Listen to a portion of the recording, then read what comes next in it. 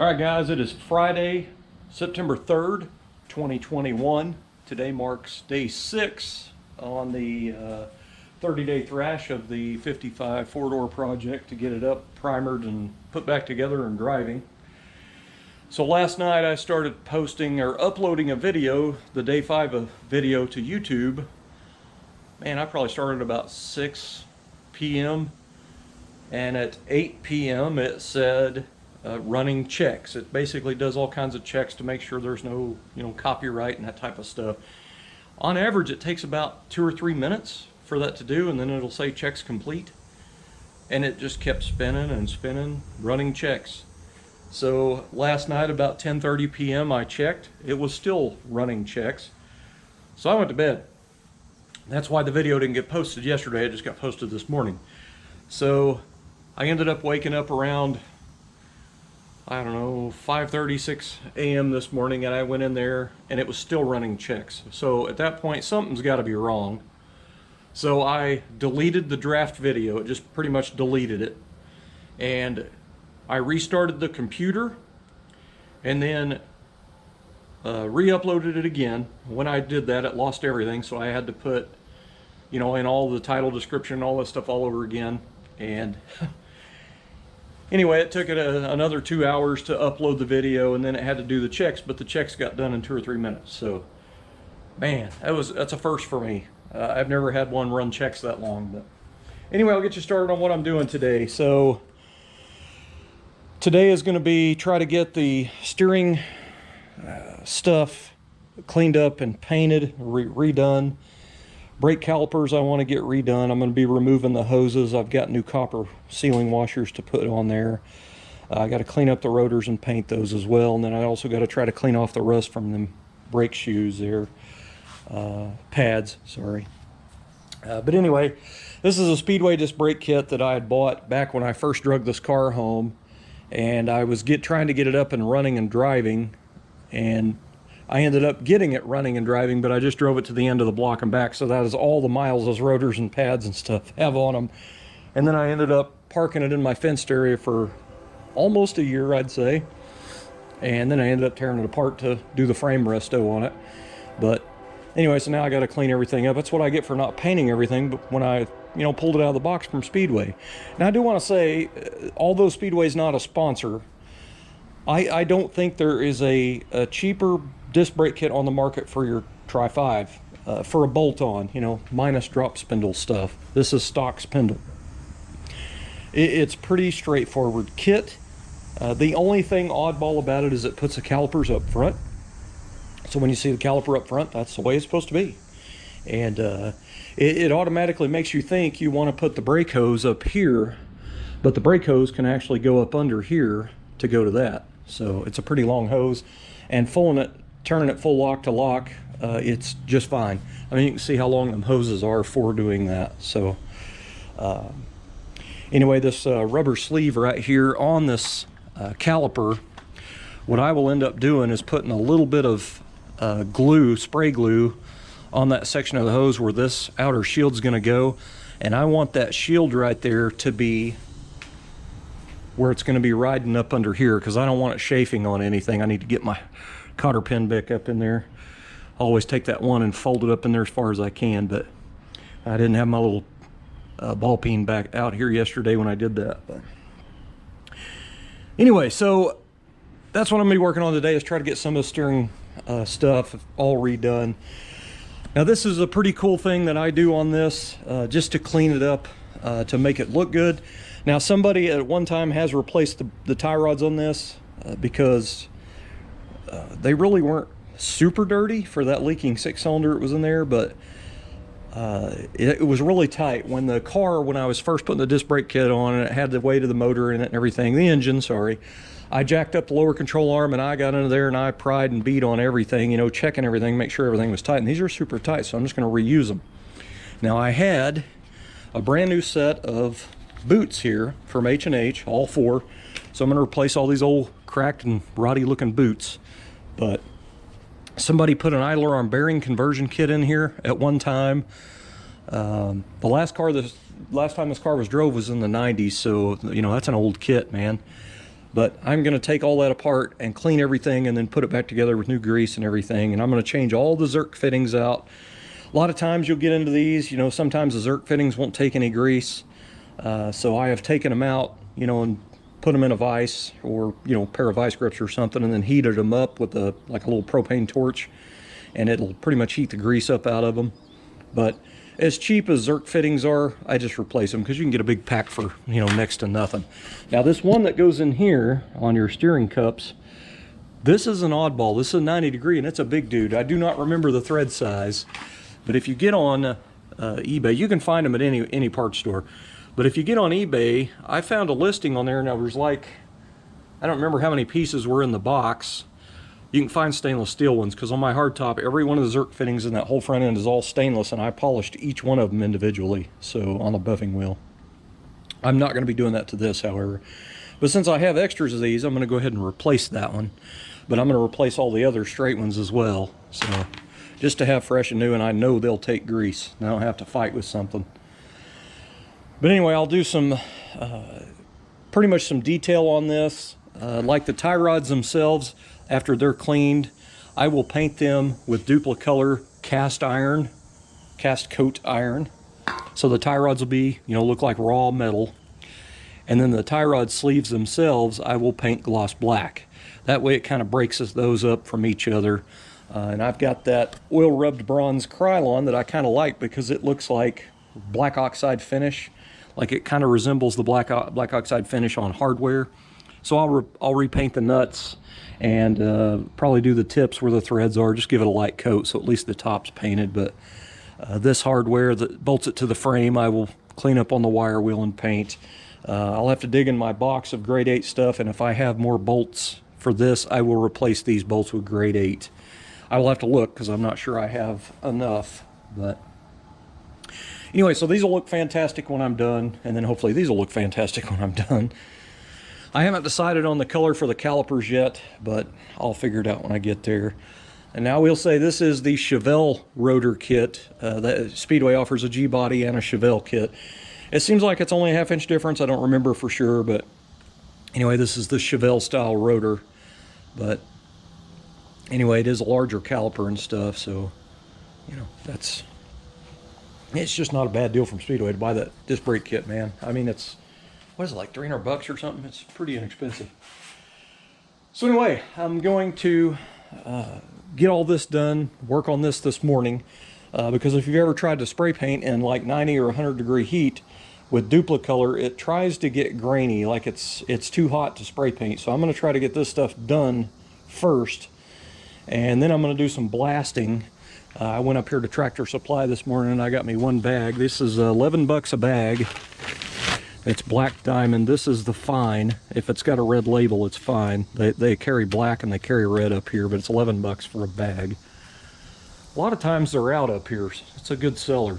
But anyway, I have to blast my brake drums, and I actually said that correct this time. And I need to get them on there, and I still need to check these lug nut studs. I need to get the drum on there, but the drums that I have are not very thick, so when I was trying to figure this out on there yesterday, I did try to pull it out a little bit, you know, like you couldn't see that in that day 5 video, but I had this spaced out just a little bit, and I've still got stud hanging out there. But the wheel does have these little indents in it right here, but it's not enough. It's I may have to grind these back just a little bit. I'll probably just use a flap wheel or something on the grinder and just kind of thin them down a little bit. But anyway, I've still got to clean up all the wheels, and I'll show you this. This is, I mentioned this in a video. See them gouge marks from the hubcaps?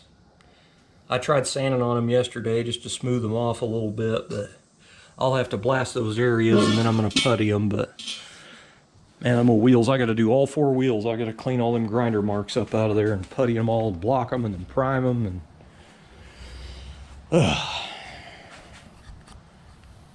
fun. Anyway, guys, I'm going to go ahead and get started. All right, guys, so I've spent a little bit more time just getting this thing apart than I wanted to, but this is the stuff that I need to make sure it's in good shape, you know what I mean?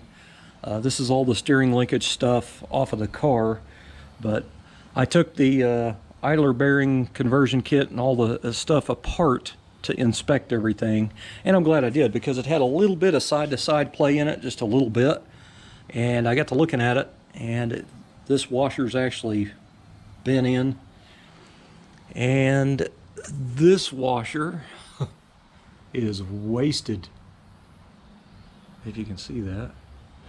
Get up there on the roof right there. This is a paper thin washer. There's one on each side. The other one's pretty nice, but that one is junk.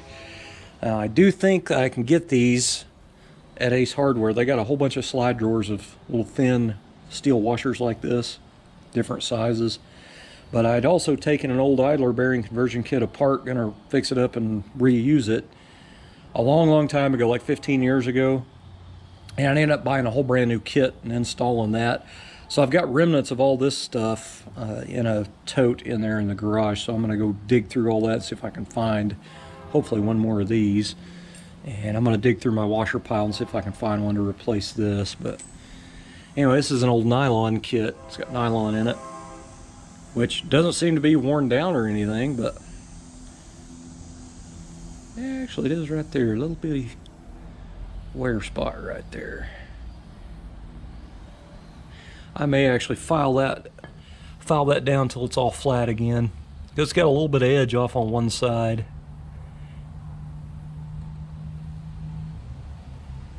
Oh no, it just looks like it. It's got a little edge all the way around. That'd actually probably be fine.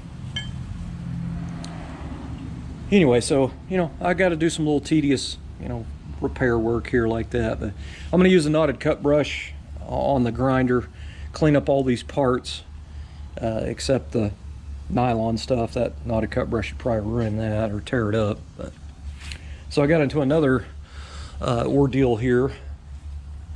These steel cups that go on the pitman arm, the ball, after cleaning these off, they got some scars in them. They got some gouge marks and stuff, and one of them's really sharp.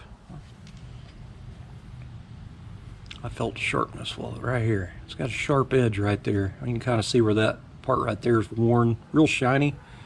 The rest of it's kind of gray. It's kind of odd right here, and it's sharp off the edge.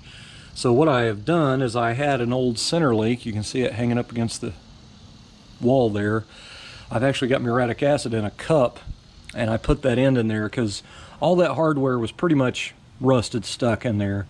So I'm basically just going to let it soak for about 30 minutes and eat all the rust off of it, and then I'll disassemble it. But I'm hoping that one of those cups is better than this one.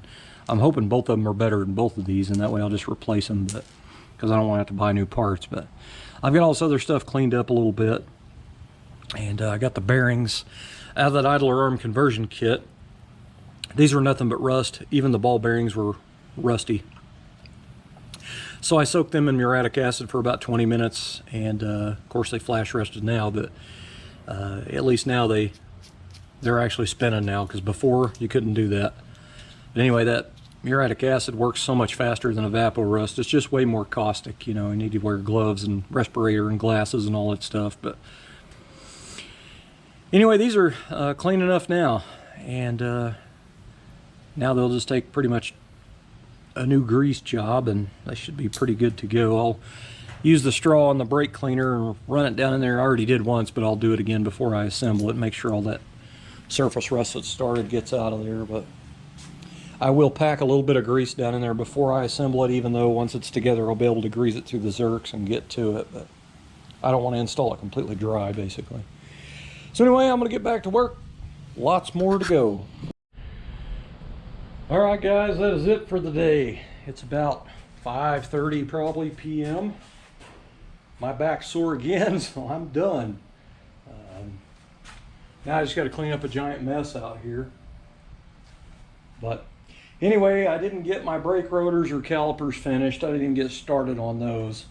I ended up running into a pretty big mess trying to redo all this stuff, but everything got completely cleaned to bare metal, and like all the old grease got completely cleaned out with brushes and everything. And this idler arm bearing kit that was on this car, you know, some of the washers were screwed up, So I ended up digging through my little tote of washers, and I actually found that paper thin steel one to replace the one that's bad. So all of it's freshened up, like every bolt, nut, everything got painted.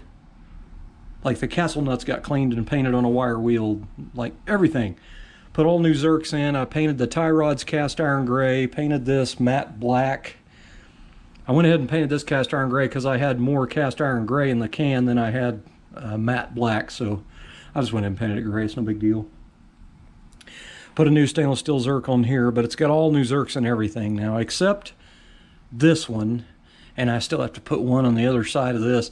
These are really, really deep threads. The threads are like that long on these things, so I just ended up cleaning it up and then putting it back in there, and I've got the other one soaking in a little thing of degreaser to clean all the gunk out of it and off of it.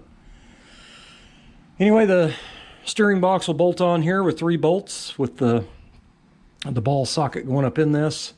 So this will, you know, be out here somewhere like that. But until that's on, I need to put new hardware in the tie rod sleeves, the clamps here. The old ones are just junky, and a couple of them are bent. So I decided I'd just put new ones in there. I got handprints on everything.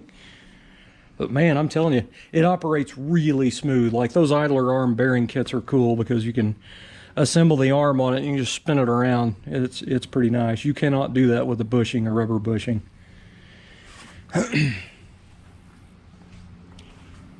Anyway, guys, in a way I'm bummed out because I really didn't get very far. But man, I worked all day on that. Made it, you know, really, really nice. And what's it going to last a year before the spray paint finally gives up and starts rusting, you know? I don't care. As long as it looks good right now, I don't care. But I mean, it is slowly coming together. And then I get to redo all the steering box and get it painted, and there's hours to go, man. But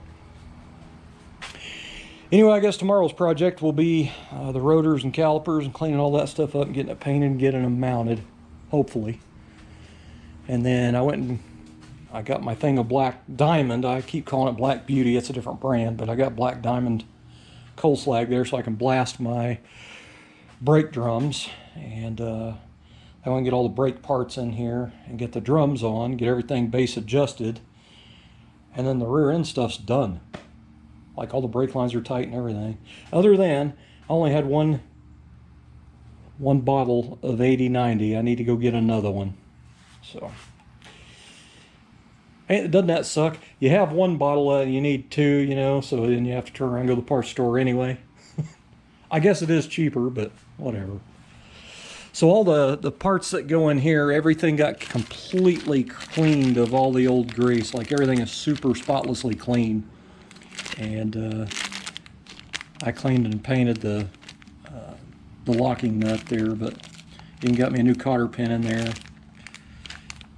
Them cups, I talked about it earlier in the video, those cups that, you know, one goes on each side of your ball socket that goes on your pitman arm. These ended up being a lot thicker and better shape after I got them all cleaned up than the ones that come out of here, so that worked out pretty nice. I love having spare parts that might be a little bit better shape, and then I can, you know, it's just nice to be able to trade stuff out. But anyway, guys, that's the end of day. What is this, day 5, day 6? Hell, I already forgot. It's one of them days. Anyway, guys, I'm going to clean up, put up shop for the day. Thanks for watching. See you tomorrow.